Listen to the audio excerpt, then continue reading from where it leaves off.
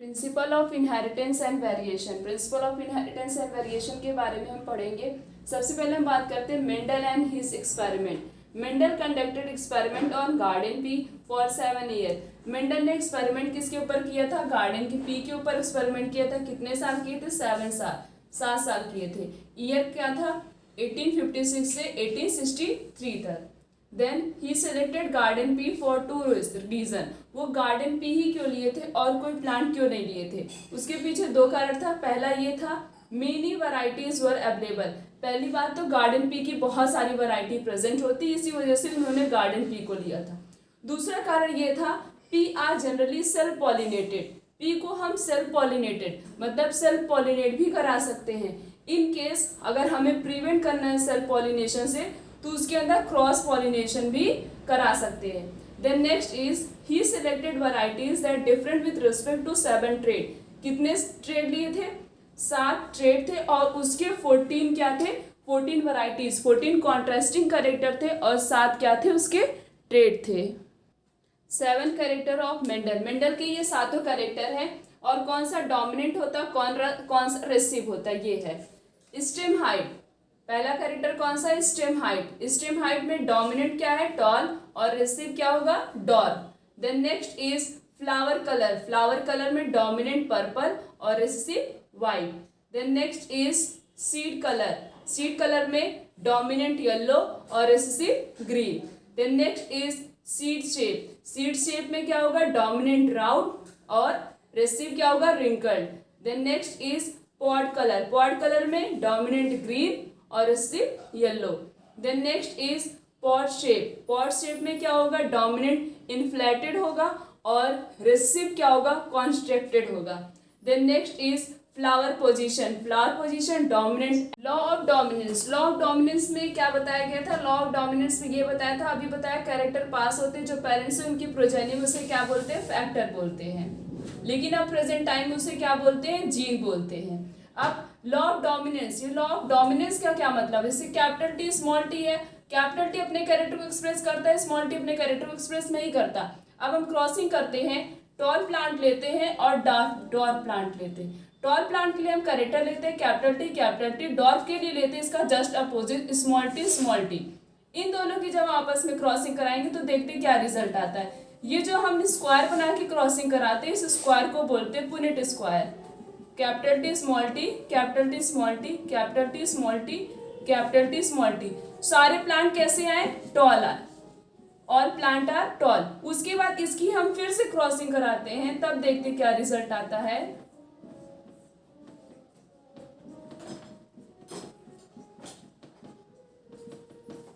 इसमें क्या हुआ? ये प्योर टॉल है। ये क्या है? प्योर टॉल है टॉल पर प्योर टॉल है क्योंकि दोनों क्या है? कैरेक्टर कैपिटल टी है। और ये भी टॉल होगा बट ये क्या है? Hybrid tall. और ये भी क्या है? ये भी हाइब्रिड टॉल है। उसके बाद ये क्या है? प्योर डॉर्फ है। कैरेक्टर क्या है? 3 कैसे हैं? टॉल है और एक क्या है? ये क्या है? रिसीव है। रेशियो कितना आता है? 3:1। F1 जनरेशन का रेशियो कितना आता है? 3:1। ये होता है फिनोटिपिक रेशियो। और अगर जीनोटिपिक रेशियो की बात करें तो जीनोटिपिक रेशियो कैसे आएगा? पहले प्योर टॉल लेते हैं, प्योर टॉल एक ही है तो क्या होगा? 1 और ये हाइब्रिड टॉल कितने हैं? 2 हैं, 2 और प्योर जो है प्योर डॉर्फ कितना है? 1। रेशियो कितना आया? जीनोटिपिक रेशियो आता है 1:2:1 आता है और फिनोटिपिक रेशियो क्या आता है? 3:1। Next is law of segregation. Law of segregation का क्या मतलब होता है? सेग्रीगेशन का मतलब होता है जो कैरेक्टर सेग्रीगेट करते हैं। अभी क्रॉसिंग की थी, मोनोहाइब्रिड, जीनोटिपिक निकाला था, फिनोटिपिक निकाला था। फिनोटिपिक में क्या हो रहा था? वो उसमें कैरेक्टर क्या हो रहे थे? सेग्रीगेट हो रहे थे। कहीं होमोजाइगस था तो कहीं हेट्रोजाइगस था। यही जो कैरेक्टर सेग्रीगेट होते हैं इसी को क्या बोलते हैं? Law of segregation. Then next is law of interdependent assortment. Law of interdependent assortment के बारे में जो मेंडल ने बताया था, मेन उन्होंने उसमें क्या किया था? डाई हाइब्रिड के बारे में बताया था। डाई हाइब्रिड में 2 कैरेक्टर लिए थे। कौन कौन सा था?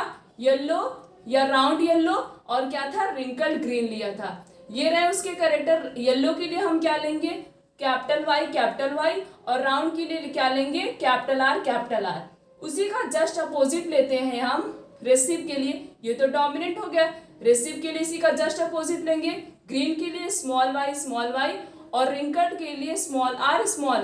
अब इसकी हम क्रॉसिंग कराते हैं, तब देखते हैं कि डाई हाइब्रिड रेशियो क्या आता है। क्रॉसिंग कराने के लिए हम कैरेक्टर इस तरह से लेते हैं। पहले इसकी हम सेल्फ क्रॉसिंग कराते हैं, उसके लिए हमें पुनेट स्क्वायर बनाना पड़ेगा।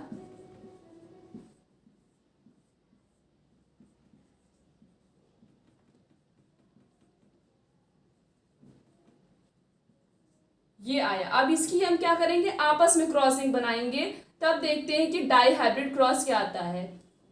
इसकी क्रॉसिंग करने के लिए इसको हम कहीं लिख लेते हैं।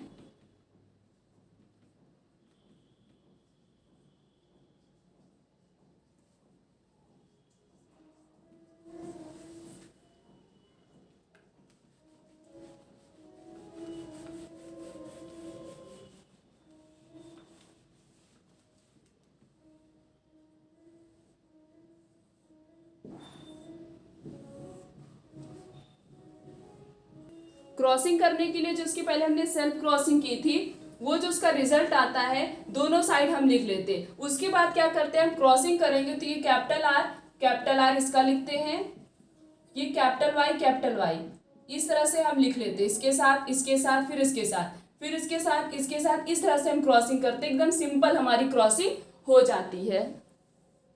क्रॉसिंग करने के बाद ये रिजल्ट आया। अब देखते हैं कि फिनोटिपिक रेशियो एक्चुअली होगा कितना। उसके लिए हम पहले लिखेंगे कैरेक्टर राउंड येलो, देखेंगे पहले कितना है, उसके बाद हम देखेंगे राउंड ग्रीन कितना है,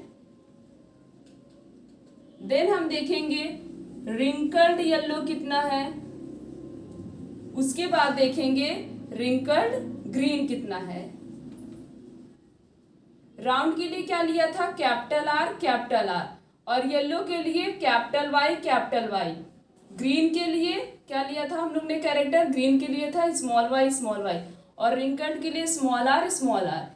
ये क्या है, जैसे इसमें से क्या होगा, जो स्मॉल होगा अपने कैरेक्टर को एक्सप्रेस नहीं करेगा।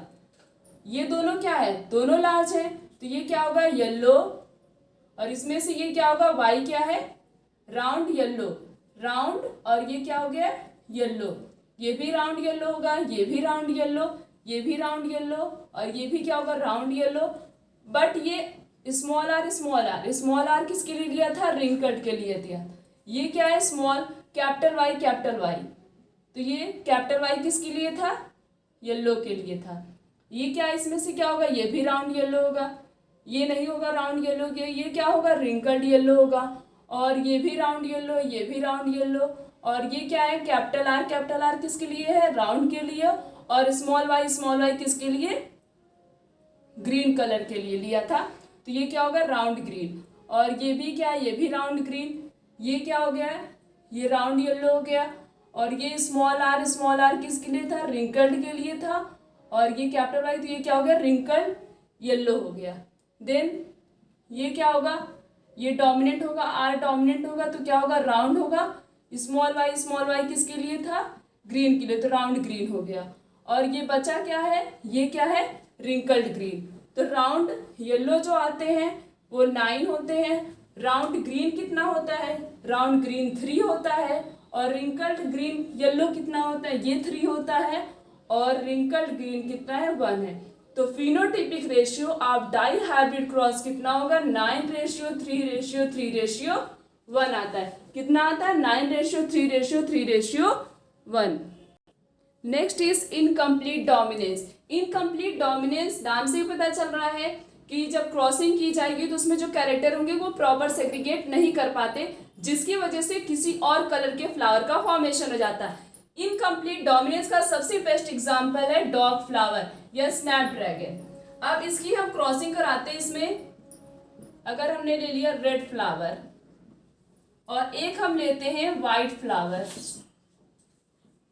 रेड फ्लावर के लिए लेते हैं कैपिटल आर, और व्हाइट फ्लावर के लिए लेते हैं हम कैरेक्टर स्मॉल आर। इन दोनों की हम क्रॉसिंग कराते हैं, तब देखते हैं रिजल्ट क्या आता है।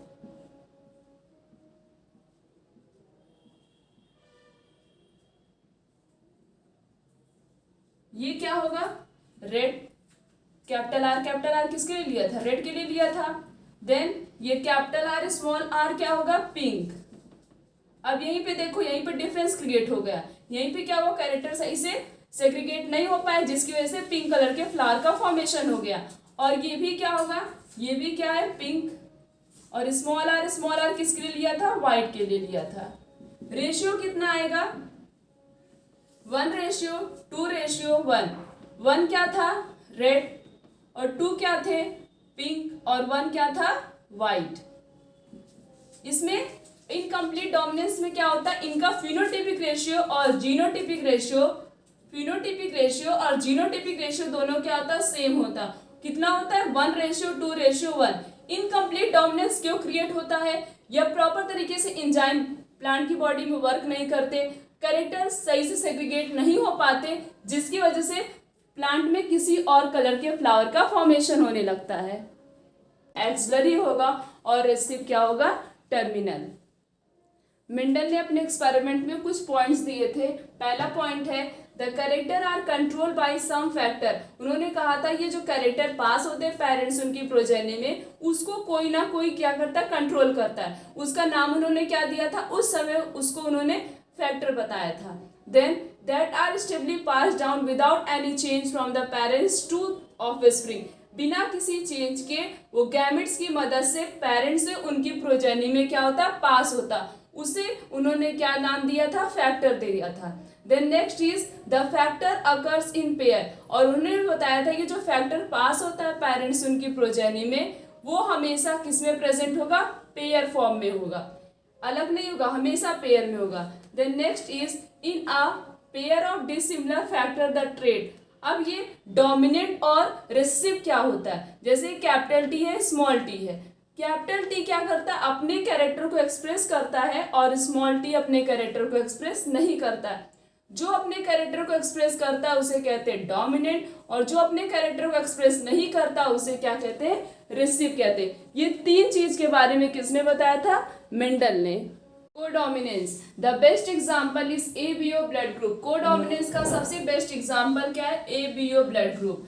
The gene for blood group exist 3 allylic form. ये जो जीन होते हैं ब्लड ग्रुप के, वो एग्जिस्ट करते हैं 3 एलिलिक फॉर्म में। कौन कौन से, IA, IB, और ये क्या होता है, I होता है। Then next is the allele IA produce glycoprotein A। IA allele क्या प्रोड्यूस करता है, ग्लाइकोप्रोटीन A प्रोड्यूस करता है। और जो है IB एलील क्या प्रोड्यूस करता है, ग्लाइकोप्रोटीन B प्रोड्यूस करता है।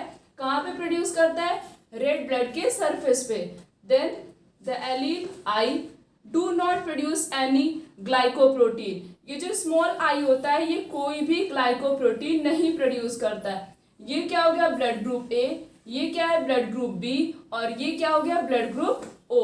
Then next is the allele IA is dominant over I। जैसे कि IA और स्मॉल I लिखा है, इसमें डोमिनेंट क्या होगा, IA डोमिनेंट होगा, और जो स्मॉल I है ये किसके लिए, O के लिए डोमिनेंट नहीं होगा। तो IA क्या है, ये डोमिनेंट है, और स्मॉल I क्या होता है, रेसेसिव होता है। Then next is when the allele IA और IB, अगर IA और IB दोनों लिखा गया तो दोनों के पास ग्लाइकोप्रोटीन प्रेजेंट है, तो दोनों क्या होंगे, दोनों डोमिनेंट है। और अगर IB और स्मॉल I लिखा है तो इसमें डोमिनेंट क्या होगा, IB डोमिनेंट होगा, और स्मॉल I क्या होगा, recessive. The following table show the blood group and their possible genotype. ये जो एक टेबल है इसमें क्या दिखाया गया, ब्लड ग्रुप और उनके पॉसिबल जीनोटाइप क्या हो सकते हैं। जैसे A ब्लड ग्रुप होता है, B होता है, AB होता है, और O होता है। A का क्या होगा, IA, और इसको हम इस फॉर्म में भी लिख सकते हैं, और B को इस फॉर्म में दोनों फॉर्म में लिख सकते हैं। और AB का हम लिखते हैं IA, IB, और O का लिखते हैं स्मॉल I। अगर हम कुछ एग्जाम्पल लेके इसको समझते हैं, जैसे कि अगर सपोज करते हैं फादर का ब्लड ग्रुप A है और मदर का ब्लड ग्रुप B है, हमें बताना है कि ऑफस्प्रिंग का ब्लड ग्रुप क्या होगा। I के लिए और B के लिए हम पॉसिबल जीनोटाइप ये भी लिख सकते हैं, ये भी लिख सकते हैं, दोनों के लिए कुछ भी लिखते हैं। हम इसको इस तरह से लिख के क्रॉसिंग करते हैं तब देखते हैं कि बेबी का ब्लड ग्रुप क्या होगा। IA IB, IA I, IB I और II। इसमें क्या होगा, ये दोनों डोमिनेंट है, क्यों? क्योंकि दोनों के पास तो ग्लाइकोप्रोटीन प्रेजेंट है, तो एक ब्लड ग्रुप क्या आया, AB आया। उसके बाद इसमें क्या डोमिनेंट होगा, इसमें B डोमिनेंट होगा, I डोमिनेंट तो होगा नहीं, ब्लड ग्रुप O तो डोमिनेंट होगा नहीं, B डोमिनेंट होगा, तो दूसरा ब्लड ग्रुप क्या आया, B आया। उसके बाद ये इसमें A डोमिनेंट होगा, O डोमिनेंट नहीं होगा, तो तीसरा ब्लड ग्रुप क्या आया, A आया। उसके बाद इसमें ये दोनों रिसेसिव हैं, तो ब्लड ग्रुप क्या होगा, O।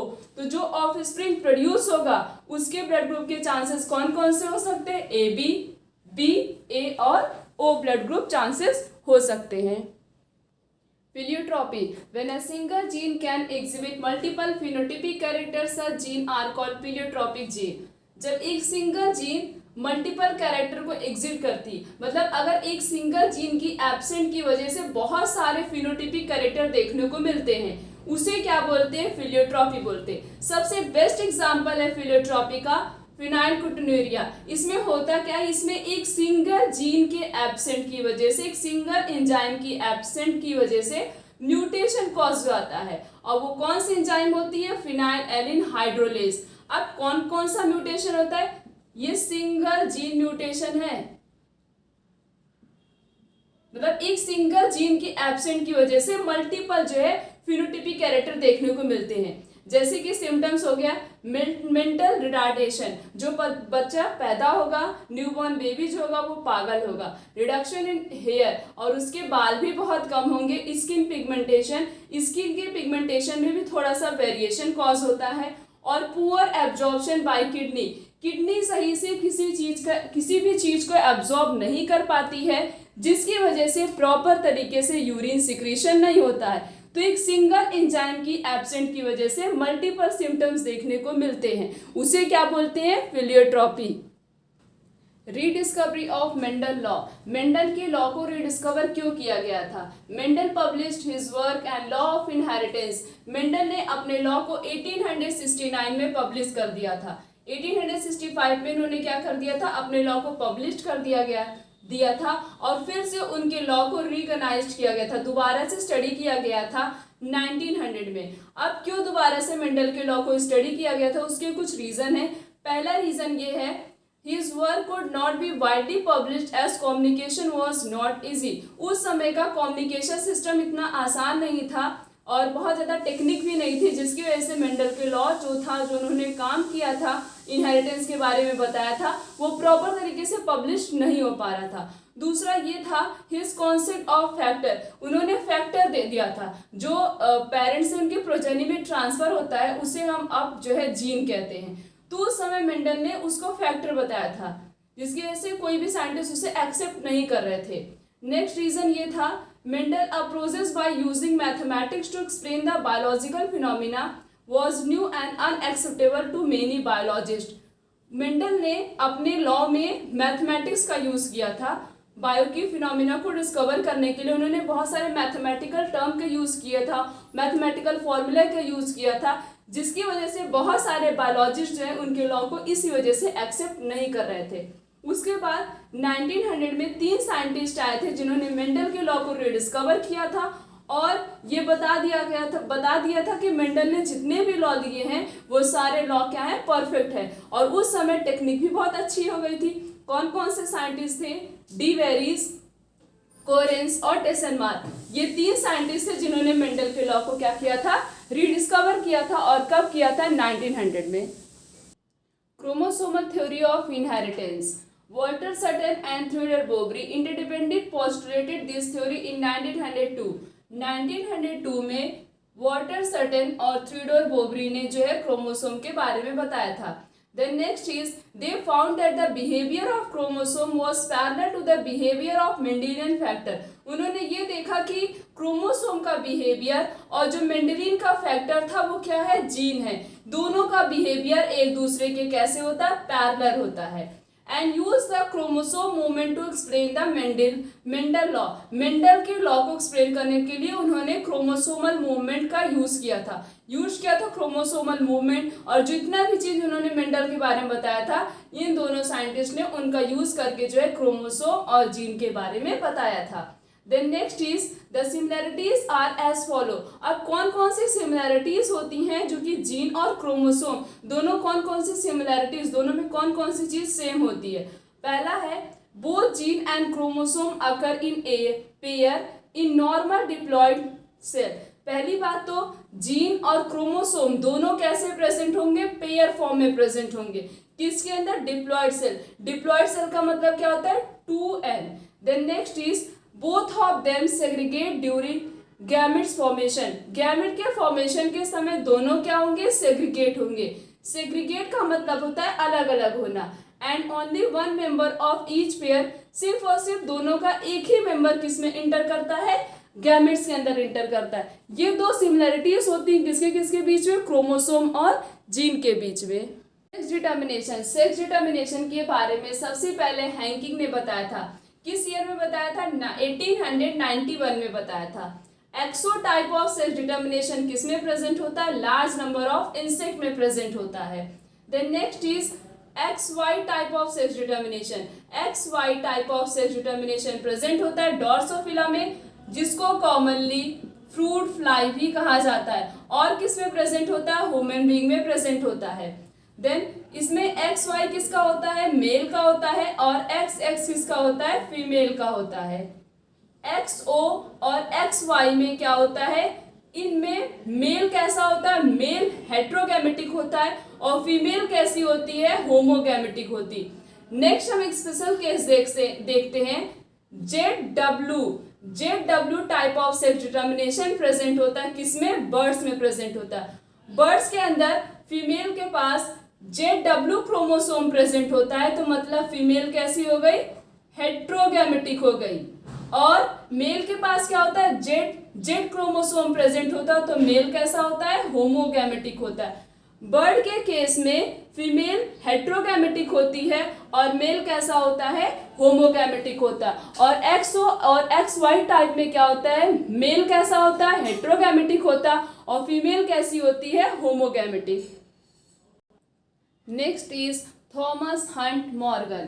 They work on fruit fly that is Drosophila melanogaster. Thomas Hunt Morgan ने किसके ऊपर वर्क किया था, फ्रूट फ्लाई के ऊपर वर्क किया था। They are found suitable for studies in genetic for the following reason.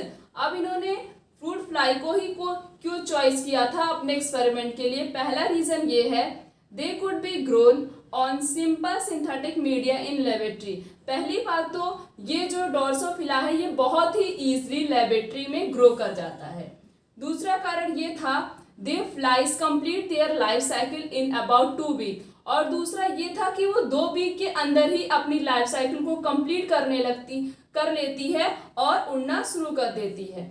Then next reason ये था, they could produce a large number of flies in the progeny of single mating. एक single mating में ही वो large number of progeny produce करती थी। ये 3 कारण की वजह से जो है मॉर्गन ने फ्रूट फ्लाई को ही चूज किया था, जिसे कॉमनली ड्रोसोफिला मेलानोगास्टर भी कहा जाता है, उसका बायोलॉजिकल नेम है।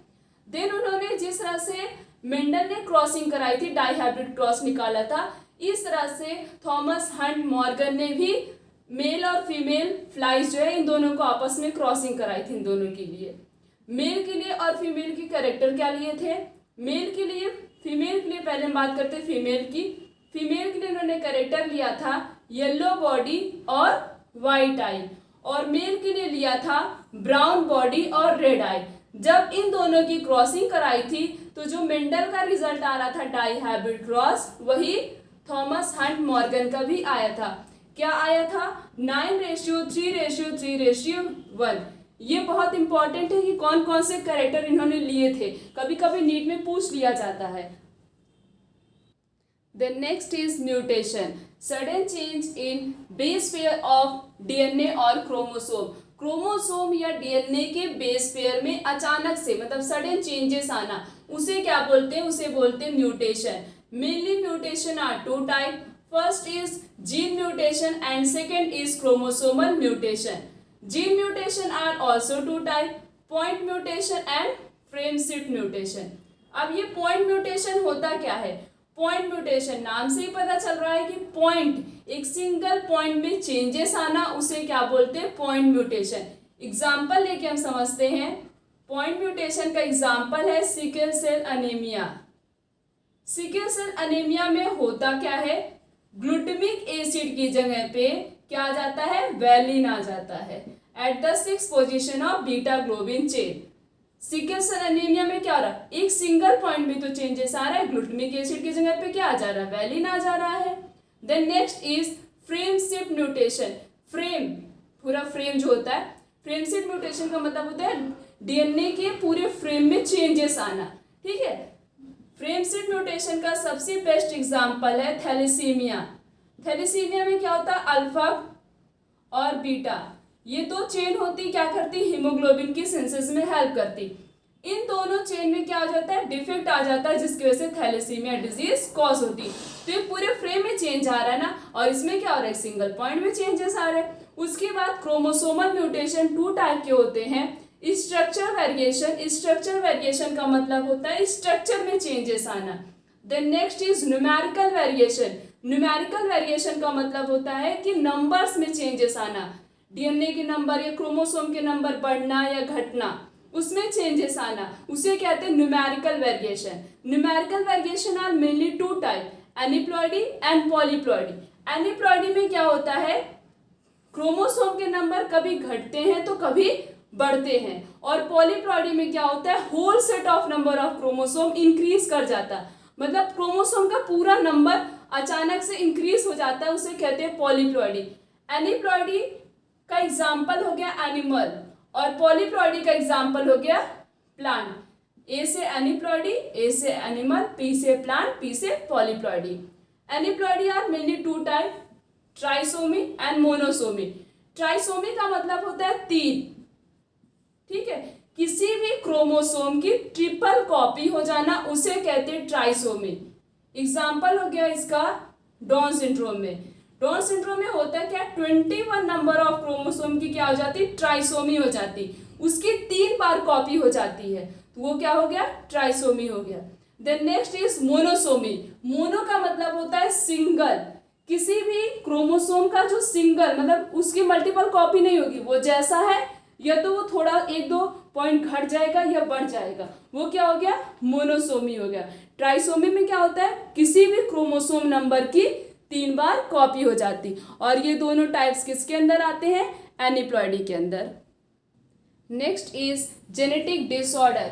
Mainly genetic disorder are 2 type, Mendelian disorder and chromosomal disorder. Mendelian disorder में कौन कौन सा आता है? Cystic fibrosis, sickle cell anaemia and phenylketonuria, haemophilia and colour blindness. Next chromosomal disorder में आता है डाउन सिंड्रोम, किनफिल्टर सिंड्रोम और टर्नर सिंड्रोम. अब हम एक एक डिजीज के बारे में स्टडी करते हैं. First Mendelian disorder is haemophilia. It is sex linked disorder. Haemophilia कैसी डिजीज होती है? सेक्स लिंक्ड डिसऑर्डर है. The defective alleles produce a defective protein which is a part of cascade protein involved in clotting of blood. Cascade protein जो है ये किसके लिए involve होता है? ब्लड की क्लॉटिंग में हेल्प करता है. इसमें क्या हो जाता है? ये जो प्रोटीन है या जीन है, ये क्या हो जाता है? इफेक्टेड हो जाता है, जिसकी वजह से अगर हमें बहुत ही स्मॉल कट, मतलब छोटी सी भी चोट लग जाती है, जिसकी वजह से नॉन स्टॉप ब्लीडिंग होती है. इसे रॉयल डिजीज क्यों कहते हैं? हीमोफीलिया को रॉयल डिजीज इसलिए कहते हैं क्योंकि सबसे पहले ये डिजीज जो थी वो क्वीन विक्टोरिया के द्वारा ट्रांसफर हुई थी, इसीलिए इसे रॉयल डिजीज भी कहा जाता है. Then next is sickle cell anaemia. Sickle cell anaemia कैसी डिजीज होती है? Autosome linked recessive disorder disease है.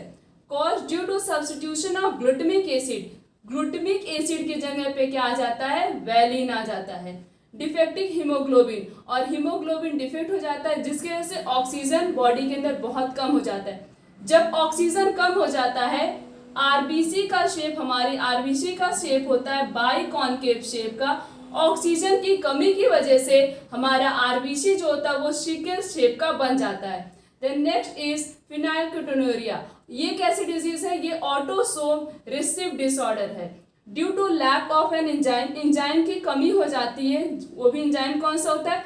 फिनाइल एलिन हाइड्रोलेज एंजाइम की कमी हो जाती है, डिफेक्ट आ जाता है, जिसकी वजह से क्या होता है?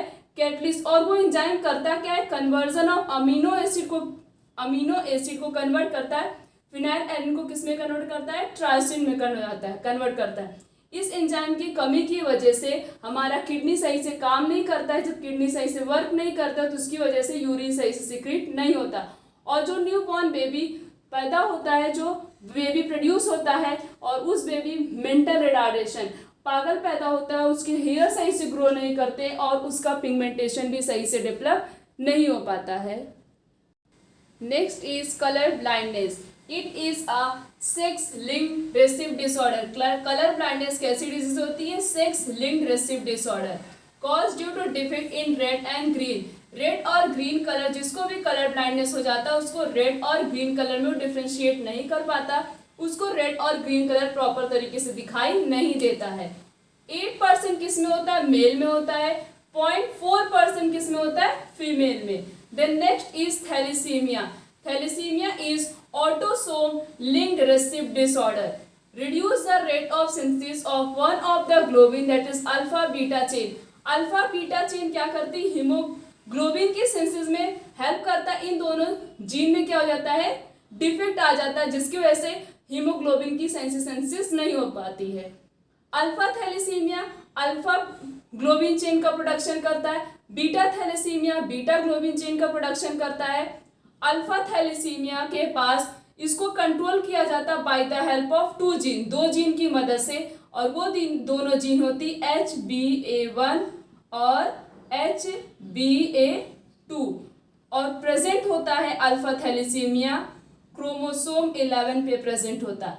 बीटा थैलेसीमिया को कंट्रोल किया जाता है बाय अ सिंगल जीन, और वो जीन कौन सी होती? HbB। कौन से क्रोमोसोम पे प्रेजेंट होता है? सिस्टीन क्रोमोसोम पे प्रेजेंट होता है। जिसको भी थैलेसीमिया डिजीज होती है उसके अंदर ब्लड की कमी हो जाती है। जब ब्लड कम हो जाता है तो उसे क्या बोलते हैं? Anaemia. Chromosomal disorder. First chromosomal disorder is down syndrome caused by the presence of an extra copy of chromosome 21, that is trisomy of 21 number of chromosome. Down syndrome में क्या होता है? एक्स्ट्रा कॉपी होती, किसकी होती? क्रोमोसोम, जो 21 number पे chromosome present होता है उसकी ट्राइसोमी हो जाती। ट्राइसोमी का मतलब होता है 21 नंबर ऑफ क्रोमोसोम की क्या हो जाती? 3 बार कॉपी हो जाती। सबसे पहले इसके बारे में लैंगडॉन ड्रॉन ने बताया था, किस ईयर में? 1866 में। इसके सिम्टम्स क्या क्या होते हैं? शॉर्ट बॉडी स्ट्रक्चर, बॉडी का स्ट्रक्चर मतलब जिसको भी डाउन सिंड्रोम हो जाता है उसकी हाइट बहुत छोटी होती है। और दूसरा सिम्टम स्मॉल राउंड हेड, और सर भी बहुत छोटा होता है। Partially open mouth, mouth always open रहता है। Next is broad flat faces हो जाते हैं, और ब्रॉड पाल भी उसका बहुत ब्रॉड हो जाता है, और कोजेनाइटल हार्ट डिजीज हो जाती है, और क्या है? Mental retardation. ये सारे सिम्टम्स किसके हैं? डाउन सिंड्रोम में। Then next chromosomal disorder is Klinefelter syndrome. Next chromosomal disorder is Klinefelter syndrome caused by presence of an extra X chromosome in male. Klinefelter syndrome में क्या होता है? presence of extra X chromosome जो है वो extra present हो जाता है, किसके अंदर? मेल के अंदर। that is तब वो क्या हो जाता है? जब एक और आ गया, 46 तो पहले से होता है, एक और ऐड हो गया तो कितना हो जाएगा? 47 हो जाएगा। XXY that is 47 chromosome. Symptoms क्या होते हैं? Female type of pubic hair pattern. Klinefelter syndrome male में होता ज़्यादातर। जितने भी फीमेल के फीचर होते हैं वो सब किस में डेवलप होने लगते हैं? मेल में। तो ये सारे क्या हैं? उसके सिम्टम्स हैं। Then next is Turner syndrome. Turner syndrome क्या होता है? Cause due to the absence of one. इसमें एक एक्स क्रोमोसोम ऐड होता है, और टर्नर सिंड्रोम में क्या होता है? एक एक्स क्रोमोसोम लॉस होता है। तो क्या हो जाएगा? जब एक एक्स क्रोमोसोम फीमेल से हट जाएगा तो क्या हो जाएगा? XO टाइप हो जाएगा। और एक 46 क्रोमोसोम है, एक क्रोमोसोम हट गया तो कितना हो जाएगा? 45 क्रोमोसोम। और जितने भी मेल के फीचर्स होते हैं वो किस में डेवलप होने लगते हैं? फीमेल्स में। पुअर डेवलपमेंट, ब्रेस्ट सही से डेवलपमेंट नहीं होता है। और ओवरी जो होती है वो रुमिनेंट्री ओवरी होती है, मतलब ओवरी कोई भी फंक्शन नहीं कर पाती, इनफर्टाइल ओवरी होती है। और थॉरक्स का डेवलपमेंट जो होता है वो भी प्रॉपर तरीके से नहीं हो पाता है। तो 3 प्रकार के क्रोमोसोमल डिसऑर्डर होते हैं। कौन कौन से? Down syndrome, Klinefelter syndrome and Turner syndrome.